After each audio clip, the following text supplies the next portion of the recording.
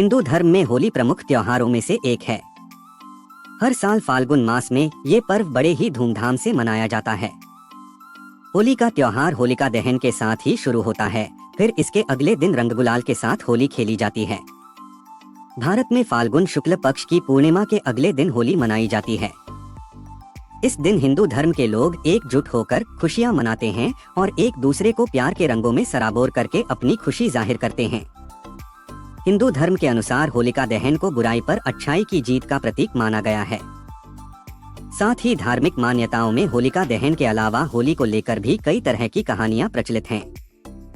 इनमें से एक कथा कामदेव की भी है। आइए जानते हैं इसके बारे में। होली से जुड़ी कामदेव और शिव शंकर की कथा। पौराणिक कथा के अनुसार देवी पार्वती शिव जी से विवाह करना चाहती थीं, लेकिन तपस्या में लीन शिव का ध्यान उनकी ओर नहीं गया।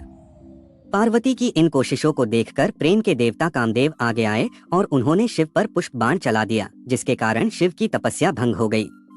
तपस्या भंग होने की वजह से शिव नाराज हो गए और उन्होंने अपनी तीसरी आंख खोल दी और उनके क्रोध की अग्नि में कामदेव भस्म हो गए।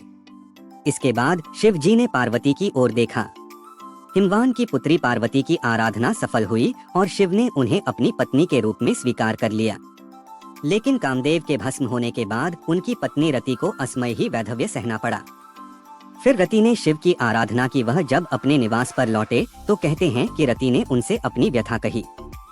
वहीं पार्वती के पिछले जन्म की बातें याद कर भगवान शिव ने जाना कि कामदेव निर्दोष हैं। पिछले जन्म में दक्ष प्रसंग में उन्हें अपमानित होना पड़ा था।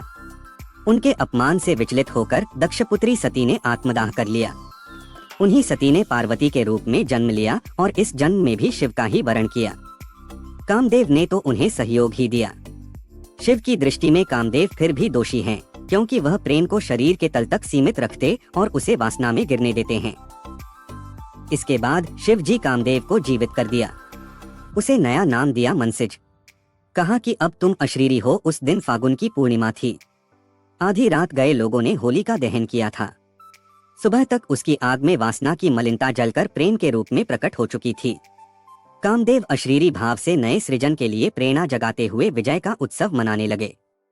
ये दिन होली का दिन होता है। वहीं कई जगहों आज भी रति के विलाप को लोकधुनों और संगीत में उतारा जाता है।